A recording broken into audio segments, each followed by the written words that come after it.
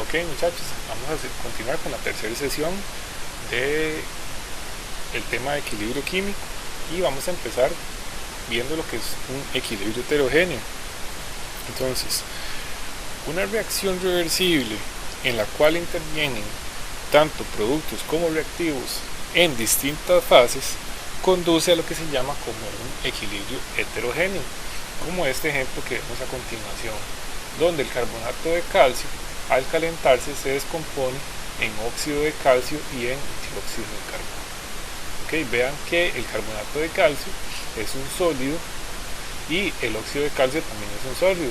Tenemos un gas que está entre los productos, que es dióxido de carbono. Entonces, un mol de carbonato de calcio produce un mol de óxido de calcio y un mol de dióxido de carbono. Entonces, esa reacción es una reacción que tiene equilibrio heterogéneo, porque tanto los reactivos y los productos ahí intervienen productos que están en distintas fases.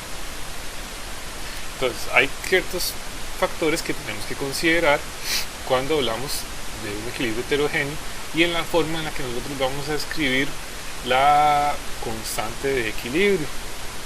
Ok, entonces lo primero es que las presiones parciales de los gases se sustituyen en la expresión de la constante de equilibrio.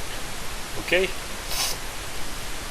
lo segundo es que las concentraciones molares de las especies disueltas se sustituyen en la expresión de la constante de equilibrio. Ok, y los sólidos puros, los líquidos puros y los disolventes no se incluyen en la expresión de la constante de equilibrio.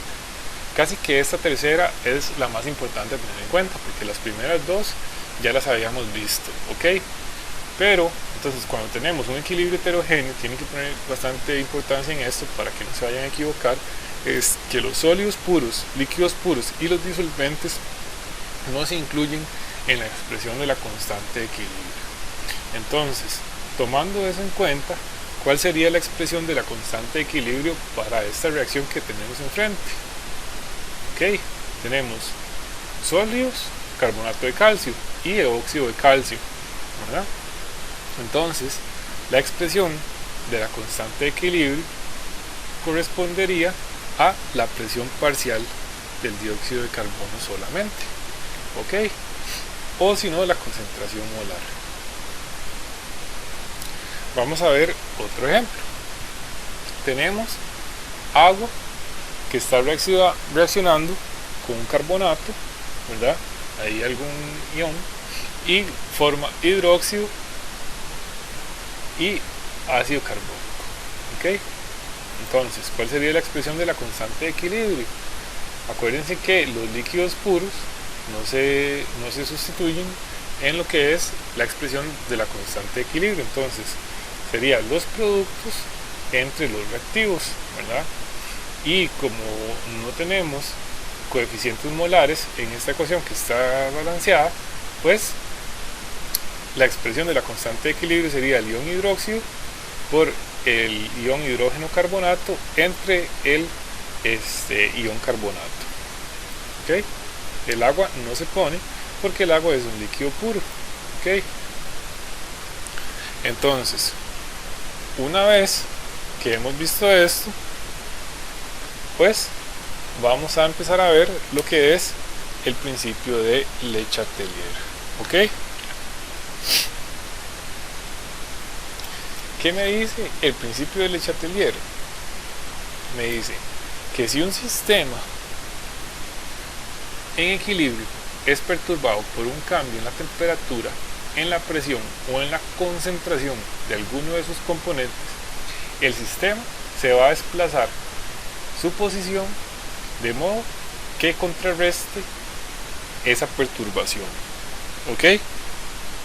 Entonces, una perturbación externa en un sistema que ya se encuentra en equilibrio, es decir, en un sistema donde ya la concentración de los reactivos y los productos está constante, se va a ajustar de tal manera que se cancele parcialmente esa perturbación y el sistema va a intentar volver otra vez a buscar el equilibrio. Y esos cambios, esas perturbaciones en el sistema en equilibrio se pueden dar por un cambio en la temperatura por un cambio en la presión o por un cambio en la concentración de alguno de los productos o de los reactivos. ¿Ok? Y vamos a ver los tres ejemplos. Entonces, un cambio en la concentración sería agregar o quitar un reactivo o un producto, ¿verdad? Si nosotros agregamos un reactivo, estamos cambiando la concentración de los reactivos. Entonces, ahí va a ocurrir que va a haber una perturbación en el equilibrio y va a intentar contrarrestar esa perturbación. Si agregamos reactivos, va a intentar contrarrestar esa perturbación produciendo más productos. Otro es modificar la presión, ¿verdad? Y el otro, cambiar la temperatura. Entonces esas son las tres formas en las cuales nosotros podemos perturbar el equilibrio. Vamos a ver más de cerca cada una de ellas. Los cambios en la concentración de los reactivos o de los productos. Vamos a ver. Tenemos esta reacción química, que es la del proceso Haber, donde un mol de nitrógeno gaseoso reacciona con 3 moles de hidrógeno para formar 2 moles de amoníaco. ¿Ok? Entonces, si nosotros tenemos un sistema que ya se encuentra en equilibrio, ¿verdad? Donde hay una concentración constante de cada una de las especies que intervienen en esa reacción reversible, y por alguna razón, digamos que hay un aumento en la concentración, en este caso, de lo que me dice esta imagen, que hay un aumento en la concentración de hidrógeno. Entonces, ¿qué va a pasar? Si hay un aumento en la concentración de hidrógeno, entonces ahí se perturba el equilibrio, ¿verdad? Hay un equilibrio que se perturba. Entonces, ¿qué va a pasar? Por el principio de Le Chatelier, esa perturbación en el equilibrio va a ser contrarrestada hasta que se vuelva a restablecer el equilibrio. Entonces, ¿qué pasa si yo agrego hidrógeno? Entonces, la reacción va a tender a formar más productos. Vean acá, yo agregué hidrógeno. Entonces, ¿qué va a pasar? Ese hidrógeno que yo agregué va a reaccionar con el nitrógeno para formar más cantidad de amoníaco. Vean que la cantidad de hidrógeno está disminuyendo, ¿verdad? La concentración o de la presión parcial, que es lo que tenemos en el eje Y, que la presión parcial en este caso pues es proporcional a la cantidad de moles, y aumenta la cantidad de amoníaco y disminuye la cantidad de nitrógeno. Entonces se está volviendo a el equilibrio. ¿Ok? ¿Qué es lo que hace el principio de Le Chatelier? Lo que hace es resumir el comportamiento observado de los sistemas en equilibrio, ¿verdad?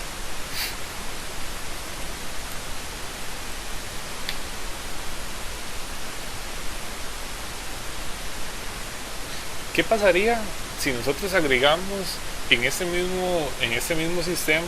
¿Qué pasaría si nosotros lo que hacemos es agregar amoníaco? Ok, si nosotros en este sistema lo que hacemos es agregar amoníaco, lo que va a pasar es que la reacción se va a desplazar hacia los reactivos. Entonces, si nosotros agregamos amoníaco, ese amoníaco se va a descomponer para formar mayor cantidad de nitrógeno y de hidrógeno. ¿Ok? Vean, por ejemplo, lo que ocurre cuando hay cambios en el volumen o en la presión. Entonces, este es el efecto de lo que nosotros habíamos visto anteriormente con el tetróxido de dinitrógeno y el óxido nitroso, ¿verdad? Si nosotros tenemos un sistema donde hay una concentración en equilibrio de tetróxido de nitrógeno, tetróxido de dinitrógeno y óxido nitroso, y aumentamos, ¿verdad? Vean que aquí estamos reduciendo el volumen, ¿verdad? De la A a la B, ¿qué está sucediendo? Estamos reduciendo el volumen y por tanto aumentando la presión del sistema. Entonces ese sistema va a tender a contrarrestar el equilibrio. ¿Ok? Entonces, en este caso, como el volumen disminuye, la concentración de tanto del reactivo como del producto va a aumentar. Como la concentración del dióxido de nitrógeno está elevada al cuadrado y es el producto, entonces la expresión de la constante de equilibrio va a hacer que un incremento en la presión va a aumentar el numerador más que el denominador, ¿de acuerdo? Y el sistema ya no va a estar en equilibrio.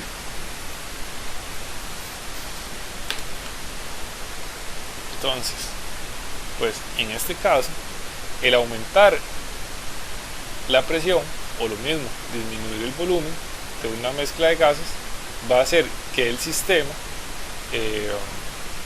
se desplace en la dirección que reduzca la cantidad de moles de un gas. ¿Ok? En este caso, bueno, el ejemplo del que está dentro de los cuadritos es el de tetróxido de dinitrógeno y óxido nitroso, pero lo mismo va a ocurrir si nosotros tenemos el sistema de nitrógeno, hidrógeno y amoníaco. ¿Okay? Si nosotros lo que hacemos es aumentar la presión o disminuir el volumen, el sistema se va a desplazar hacia donde haya la menor cantidad de moles. Al igual que si lo que hacemos es disminuir la presión o aumentar el volumen, pues el sistema se va a desplazar hacia donde haya la mayor cantidad de moles. ¿Ok?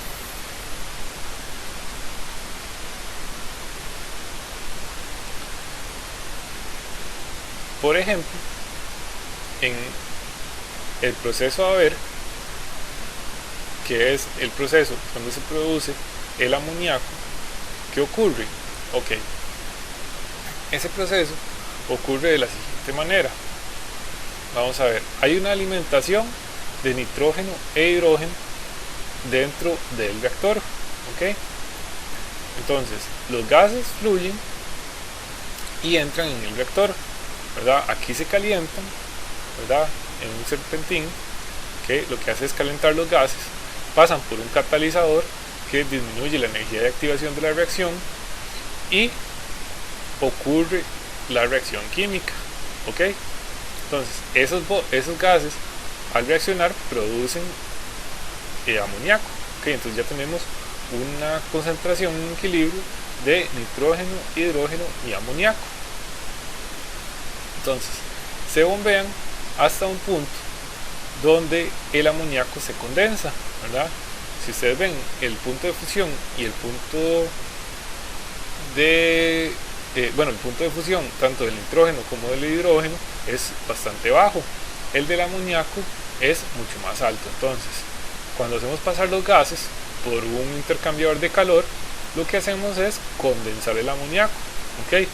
Ese amoníaco que se condensa puede salir, ya que es un líquido y tiene una densidad mucho mayor, y se va al fondo de este recipiente, ¿verdad? Entonces, al eliminar el amoníaco de ese sistema, podemos volver a recircular el nitrógeno y el hidrógeno que queda. Entonces, ¿qué estamos haciendo al eliminar ese amoníaco? Estamos disminuyendo la concentración del amoníaco en ese sistema que estaba en equilibrio. Entonces, como nosotros estamos disminuyendo la cantidad de amoníaco en ese sistema, tanto de los reactivos, vamos a tener un sistema que por el principio de Le Chatelier va a tender a formar más productos. ¿Ok?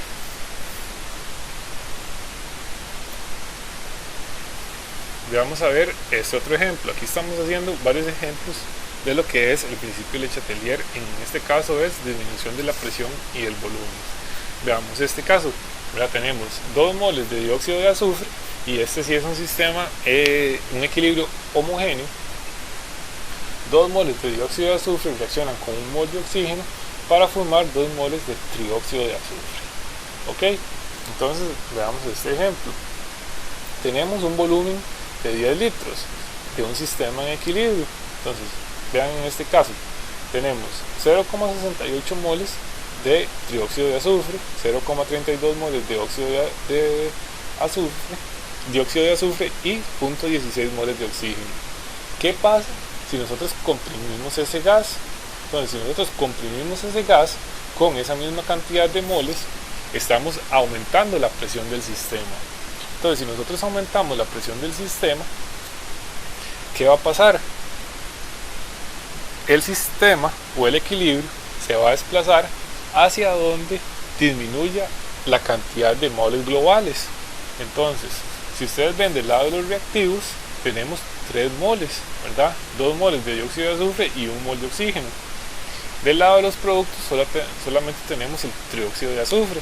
Entonces, el sistema o el equilibrio, mejor dicho, se va a desplazar hacia donde disminuye la cantidad de moles totales. Entonces vean qué es lo que está sucediendo. Está aumentando la concentración del trióxido de azufre, que lo que hace es disminuir la cantidad de moles totales. Aquí tenemos 0,17, ahora, ¿verdad? Disminuye la cantidad de moles de reactivo y también disminuye la cantidad de moles de oxígeno.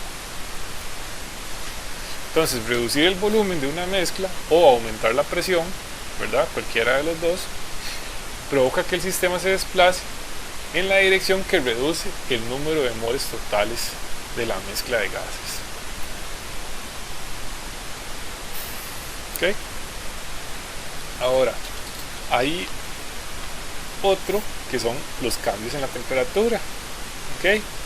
Entonces, los cambios en la temperatura van a estar relacionados a si una reacción es endotérmica o si la reacción es exotérmica. ¿Ok? Vamos a ver este ejemplo. Tenemos esta reacción química, vean acá, ¿verdad? Tenemos esta reacción química que nos está diciendo que el cambio de entalpía es mayor a 0. ¿Ok? Si el cambio de entalpía es mayor a 0, eso me indica que esa reacción es endotérmica. ¿Ok? Entonces, ¿qué pasa? En esta reacción hay un cambio de color, ¿verdad? Si la cantidad de reactivos es mayor, entonces el color es rosa pálido. Si la cantidad de productos es mayor, lo que se produce es un azul intenso. ¿Ok? Entonces, vean lo que estamos haciendo. Estamos sumergiendo el reactivo en una solución. Vean que aquí tenemos el tetracloruro de cobalto, ese ion, y también tenemos iones de cobalto hexahidratado. ¿Ok? Entonces, vean, dice, a temperatura ambiente están presentes cantidades importantes de las dos sustancias. ¿De acuerdo? ¿Verdad? Hay una mezcla de las dos sustancias, entonces se ve un color intermedio entre rosa y azul, se ve como morado. ¿Ok? Un color violeta. Entonces, al calentar la disolución, el equilibrio se desplaza hacia la derecha y se forma más cantidad de tetracloruro de cobalto, porque la reacción es endotérmica. Entonces, como la reacción es endotérmica y estamos calentando la disolución, probablemente este beaker, ¿verdad? Tiene agua caliente, entonces vamos a hacer que esa reacción se desplace hacia los productos. Entonces, si por el contrario nosotros lo que hacemos es introducir ese tubo de ensayo que contiene los reactivos y los productos en un beaker que tiene agua fría, como la reacción es endotérmica, entonces se va a desplazar hacia los reactivos. ¿Ok? Entonces, al enfriar la disolución, el equilibrio se desplaza hacia la izquierda y la disolución se pone de un color rosado.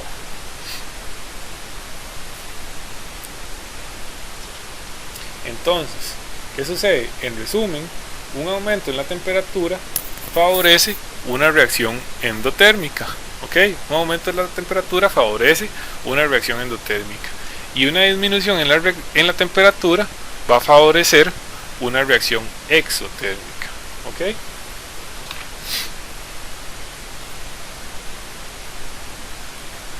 ¿Cómo podemos nosotros ver este punto? Entonces, podemos ver el calor como si el calor fuera un reactivo, ¿verdad? En las reacciones endotérmicas, si nosotros agregamos calor, ¿verdad? Entonces, ¿hacia dónde se va a desplazar el equilibrio?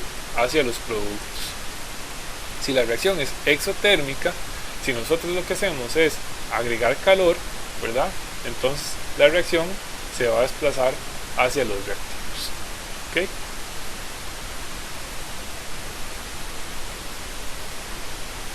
Entonces, cuando se aumenta la temperatura, es como si se hubiesen agregado reactivos, ¿verdad? En una reacción exotérmica. Entonces, el equilibrio se desplaza en el sentido en el que se consume el reactivo o el producto, es decir, el calor en exceso. ¿Qué va a pasar? En una reacción endotérmica, al aumentar la temperatura, va a dar como resultado que la constante de equilibrio va a aumentar. En una reacción exotérmica, al aumentar la temperatura, pues vamos a ver que la constante de equilibrio va a tender a disminuir. Vean en este caso cambios en lo que es el proceso Haber. Vean que aquí tenemos un diagrama tridimensional, ¿verdad? Tómense su tiempo para analizar este diagrama. Vean que tenemos en este, es un diagrama tridimensional de 3 ejes, ¿verdad? Tenemos presión total en atmósferas, temperatura en grados Celsius, y aquí tenemos la cantidad o el porcentaje de amoníaco en el equilibrio. ¿Okay? Esa reacción es una reacción que es endotérmica, ¿verdad? Es una reacción endotérmica. Entonces, entre mayor sea la presión y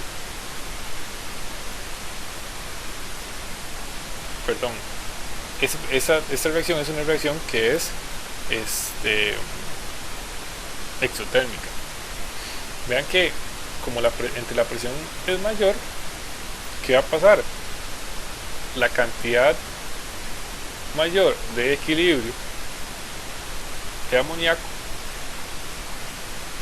es mayor a una presión mayor, ¿verdad? Vean que aquí es 60% de amoníaco del porcentaje de equilibrio a una presión mayor. ¿Okay? ¿Por qué? Porque a una presión mayor el equilibrio se desplaza donde haya la menor cantidad de moles, ¿verdad? Entonces, acuérdense que son 2 moles de hidrógeno por cada mol de nitrógeno para producir 2 moles de amoníaco. Y además, como la reacción es exotérmica, ¿ok? Entonces va a aumentar la cantidad de productos si la reacción ocurre a una temperatura menor, ¿verdad? Entonces vean que, por ejemplo, a una presión de 200 atmósferas y una temperatura de 600 grados Celsius, vean que la cantidad de amoníaco que se produce es muy baja, solamente 8.8%, ¿verdad? El porcentaje total del equilibrio. ¿Qué es el resto? El resto, pues, del 91% sería hidrógeno y nitrógeno. Que si nosotros tenemos una reacción y creemos un proceso industrial, lo que queremos es aumentar la cantidad de amoníaco producido, entonces ¿a dónde queremos que esté el equilibrio? Queremos que se produzca la mayor cantidad de amoníaco. Como esa reacción es exotérmica, entonces esa reacción se va a favorecer a una temperatura más baja, ¿ok? Pero no demasiado baja, en la cual no pueda sobrepasar la energía de activación. Y vean que la presión es a 500 atmósferas, entonces entre mayor sea la presión, mayor va a ser la cantidad de amoníaco producida. ¿Qué pasa? Que, por ejemplo, también entre mayor sea la presión en la que ocurre una reacción química, pues más peligroso es, ¿verdad? Si tenemos un recipiente que está a 500 atmósferas, pues imagínense si hay un problema o puede haber una explosión, ¿verdad? En el cual reviente el recipiente de donde está ocurriendo, o el reactor a donde está ocurriendo. Entonces, entre mayor sea la presión, pues más peligroso es. Por eso es que, y además más costosos son los equipos, ¿verdad? Entonces, por eso es que la presión también tiene un cierto límite. Además de que a presiones muy altas pues se pueden empezar a condensar las especies.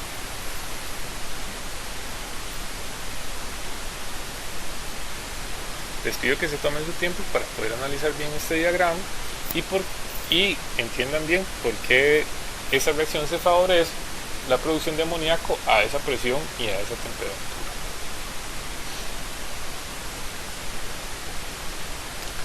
Vamos a ver un ejemplo en el cual vamos a encontrar la Kp a partir de la presión total. Vean que tenemos en este sistema un equilibrio heterogéneo en el cual tenemos la descomposición del agua en 2 moles de hidrógeno y 1 mol de oxígeno. Entonces, a partir de 2 moles de agua se producen 2 moles de hidrógeno y 1 mol de oxígeno. Entonces dice el enunciado: inicialmente no hay hidrógeno u oxígeno presentes. Entonces, según procede la reacción al equilibrio, la presión total se incrementa a 2.10 atmósferas. Entonces, tenemos una ecuación química balanceada en la cual 2 moles de agua producen 2 moles de hidrógeno y 1 mol de oxígeno. Entonces, en el estado inicial tenemos 0 atmósferas y solamente agua. Entonces va a ocurrir un cambio en el que va a aumentar la cantidad de hidrógeno y la cantidad de oxígeno. ¿En cuánto? No sabemos exactamente, pero sí sabemos que por cada 2 moles de agua se van a producir 2 moles de hidrógeno y 1 mol de oxígeno.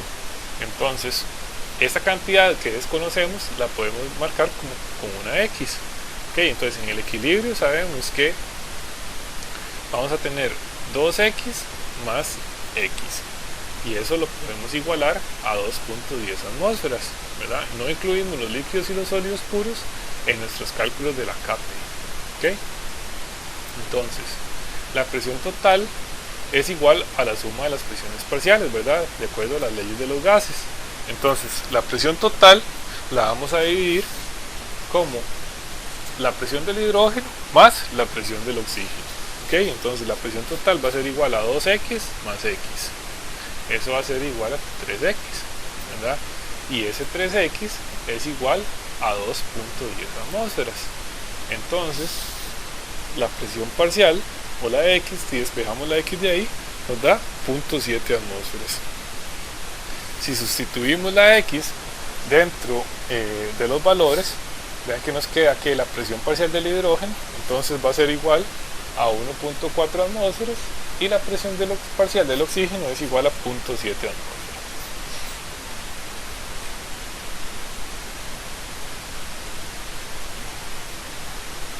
Ahora sí, una vez que conocemos esos valores, podemos proponer una expresión de equilibrio para la reacción y resolver para la Kp.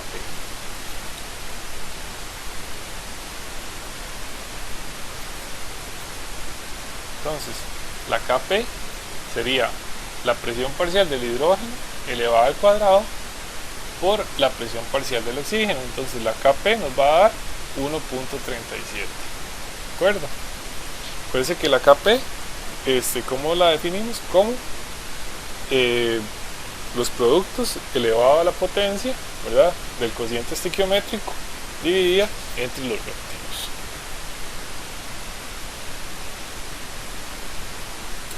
Además, acuérdense que ustedes en cualquier momento le pueden poner pausa a los videos para poder entender bien qué es lo que está sucediendo ahí.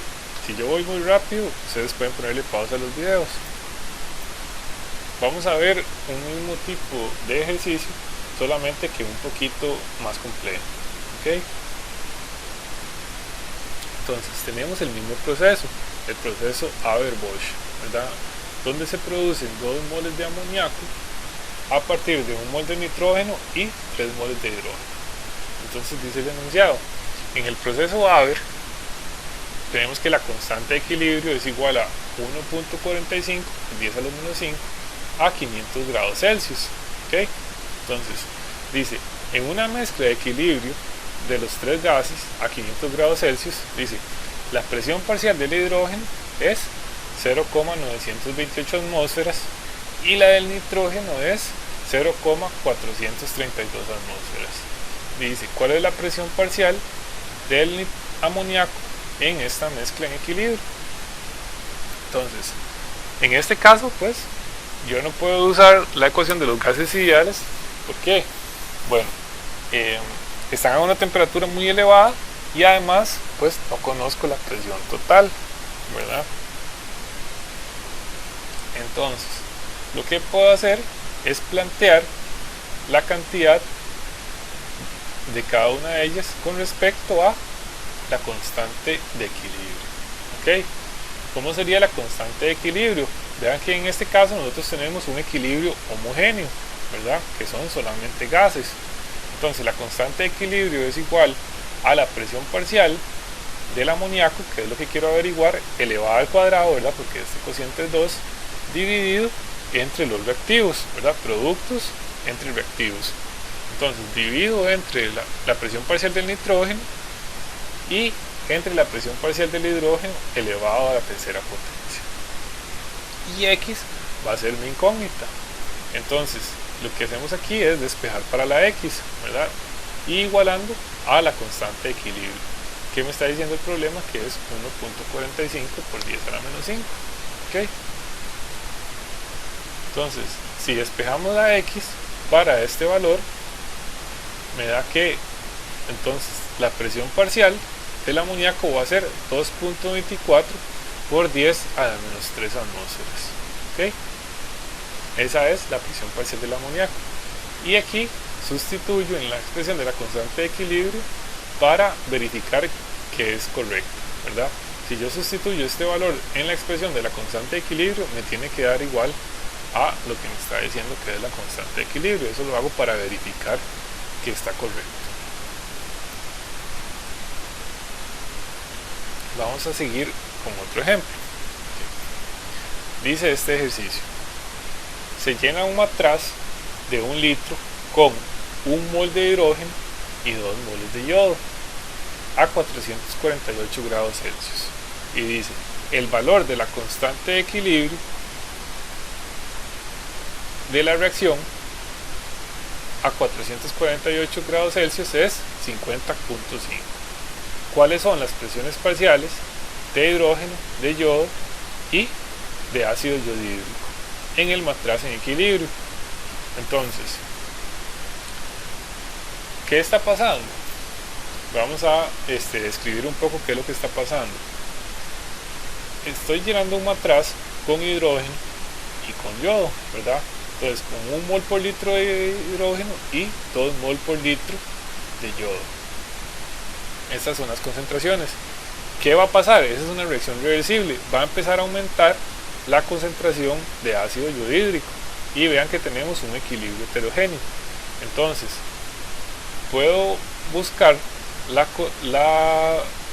concentración de ácido yodhídrico planteando la ecuación de la constante de equilibrio. ¿Okay? Para averiguar las presiones parciales, pues tengo que sustituir primero en la ecuación del gas ideal. Entonces, para averiguar la presión parcial del hidrógeno y del yodo, ¿qué hago? Sustituyo en la ecuación del gas ideal. El volumen del recipiente es igual a 1 litro y las cantidades molares para el hidrógeno son 1 mol y para el yodo son 2 moles, ¿verdad?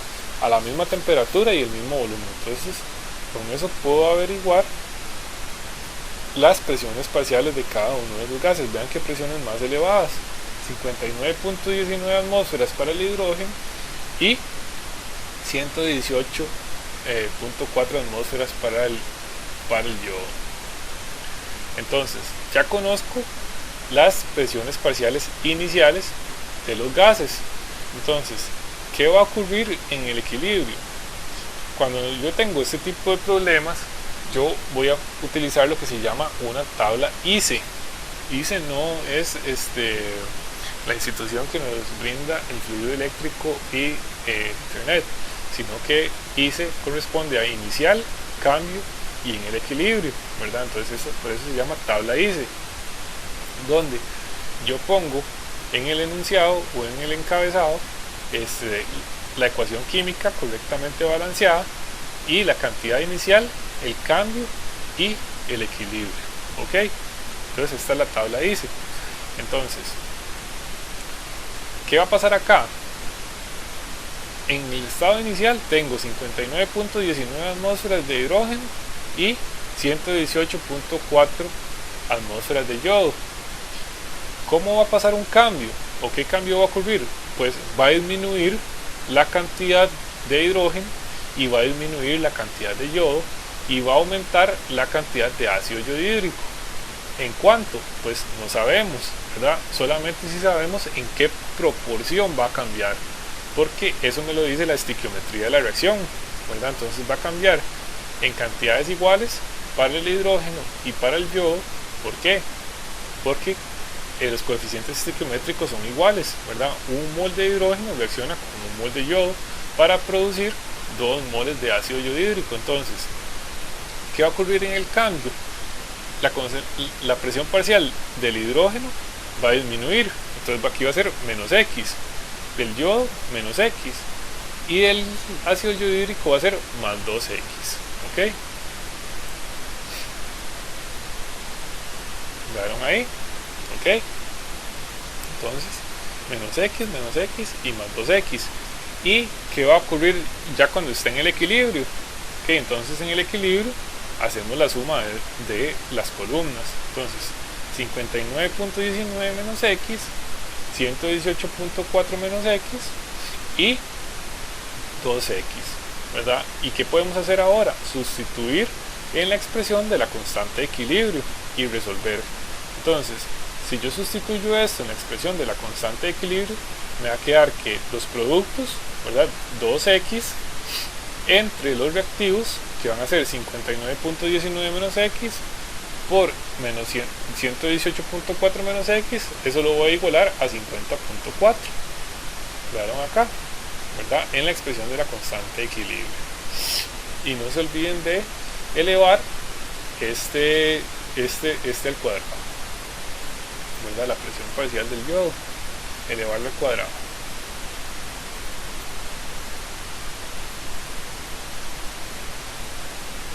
Una vez tengo esa expresión de la constante de equilibrio, pues puedo resolver esa ecuación y averiguar la X. Si averiguo la X, ya puedo conocer las presiones parciales en el equilibrio, ¿okay? Puedo hacerlo esto de la forma tradicional, o puedo sustituir también en la calculadora, ¿verdad? Entonces, de acuerdo a esas cantidades, me queda que X puede ser cualquiera de estos dos valores, ¿verdad? 137.6 o 55. ¿Cuál voy a usar? Okay. 137.6 no puede ser. ¿Por qué? Porque X, si es 137.6, me daría un valor negativo de hidrógeno y también un valor negativo de la presión parcial de yodo, entonces no tiene sentido físico. ¿Cuál sí tiene sentido? Que sea 55.3. ¿Ok?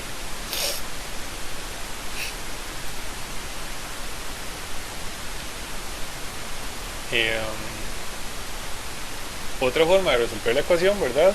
Es desarrollando todos los términos y que me quede la expresión cuadrática, y una vez que sí me queda la expresión cuadrática, resuelvo en la calculadora, ¿verdad? Esta expresión de acá es la expresión X es igual a menos B más menos la raíz cuadrada del segundo al cuadrado menos 4 por A por C entre 2 por A, ¿verdad? Esta es pues la forma antigua de resolver estas ecuaciones. Ahora pues podemos sustituir en la calculadora y así lo resolvemos de forma más fácil. Entonces, si X es igual a 55, ¿verdad? Sería la presión parcial del hidrógeno, 59.19 menos 55 me da 3.85 atmósferas. La del yodo, 118.4 menos 55, 63.1 atmósferas. y la presión parcial del ácido yodhídrico sería 55.3 por 2, 110.6 atmósferas. Entonces esas serían las presiones parciales en el equilibrio, ¿verdad? El 137.6 no es una solución posible porque no tiene sentido físico, ¿verdad? Hay que estar muy consciente de eso, porque cuando nosotros resolvemos una ecuación cuadrática vamos a tener dos respuestas. Usualmente una tiene sentido físico y la otra no. Entonces ahí hay que escoger una de las dos. ¿Ok?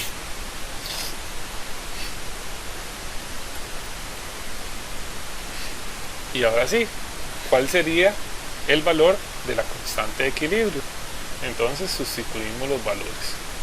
110 al cuadrado entre 3.85 entre 63.1 y me da 50.4. Vean que esto lo hago ¿para qué? Para verificar que mis resultados son correctos. ¿Okay? Vean que 50.5 es prácticamente lo mismo que 50.4. Entonces esto lo hago para verificar que el valor de la constante de equilibrio es el correcto. Pero ya encontré las presiones parciales de los reactivos y de los productos en el equilibrio, que era lo que me estaban preguntando.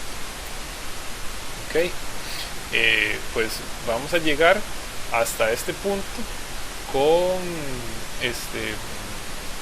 esta parte del cálculo de la constante de equilibrio, para que ustedes puedan analizar bien estos ejercicios y comprender bien todos los conceptos. Nos vemos en una próxima sesión y ha sido un gusto estar con ustedes.